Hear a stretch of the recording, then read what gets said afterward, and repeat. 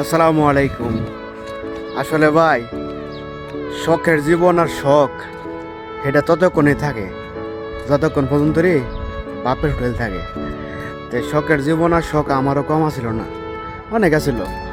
অনেক সময় অনেক কিছু ইচ্ছে করতো, এটা করাম সেটা করাম। মনে করেন যে সকালবেলার ঘুম খুব ভালো লাগতো, রাত জাগতেও ভালো লাগতো। মনে করেন সকালবেলা 10টা পর্যন্ত ঘুমাইলেও কেউ কিছু কইতো না। কিন্তু আপনি যখন নিজের জীবনে যখন আসবেন, বাস্তবতার মুখোমুখি হবেন, তখন আছে না আপনার এরকম অনেক শখ মনে করেন যে উড়াল দিয়ে যাব। যখন বাস্তবতার মুখোমুখি হবেন, নিজের বাবার হোটেলটা ছেড়ে দিবেন, তখনই বুঝতে পারবেন শখ কারে কয়।